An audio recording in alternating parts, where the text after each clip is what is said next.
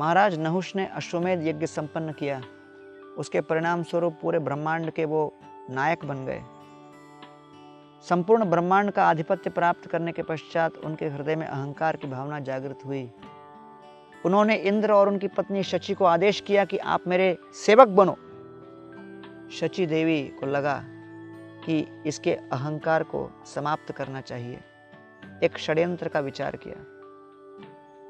उन्होंने संदेश भेजा, हम आपके सेवक बनने के लिए तैयार हैं, लेकिन महाराज नहुष, आप हमारे राज दरबार में एक पालकी पे आइए और इस पालकी को सप्त ऋषि उठाएं, तब हम आपके सेवक बनेंगे। तो महाराज नहुष को समझ में नहीं आया कि इस प्रकार का प्रस्ताव क्यों आया।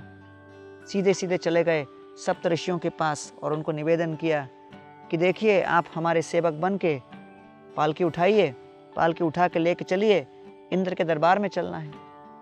ये अपने आप में सप्तऋषियों के प्रति एक बहुत बड़ा अपमान था, लेकिन नहुष अपने विजय के मदिरा में इतना चूर था, ऐसा नशा चढ़ गया था कि उसको समझ में नहीं आ रहा था कि वास्तविकता क्या है।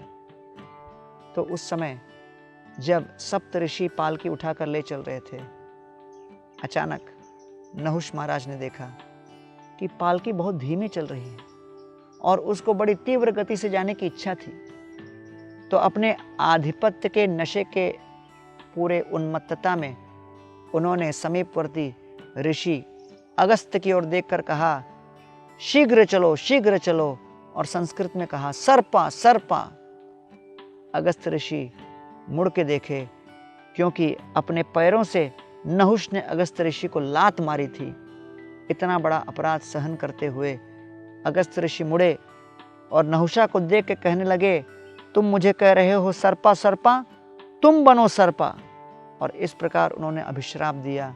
और इस अभिश्राप के परिणाम स्वरूप नहुष, जो एक क्षण पूर्व संपूर्ण ब्रह्मांड के स्वामी थे, नायक थे, अगले ही क्षण एक सर्प बन गए।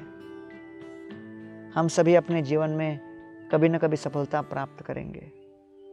उस सफलता का परिणाम ये नहीं होना चाहिए कि हम नशे में चूर हो जाएं। उस नशे का परिणाम ये नहीं होना चाहिए कि हम दूसरों के प्रति अपराध करें। जब इस प्रकार के नशे के प्रभाव से हम अपराध करते हैं, वो अपराध का परिणाम बड़ा दुष्कर होता है।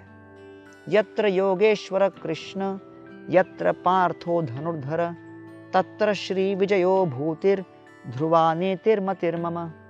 जहाँ पर भी कृष्ण हो और कृष्ण के भक्त अर्जुन हो, वहाँ पर श्री, विजय, मति, ये सब अवश्य होती है। इसलिए हमें चाहिए अपने जीवन में श्री कृष्ण के इस ज्ञान को हृदय के अंतःकरण में धारण करें। सफलता के समय स्मरण रखें कि ये सफलता केवल उनके आशीर्वाद और उनकी कृपा से संभव हुई है, अन्यथा मुझ जैसे तुच्छ जीव के लिए ऐसा ऐश्वर्य, ऐसी सफलता, ऐसी कला का प्रदर्शन, ऐसी वाक्पटुता संभव नहीं।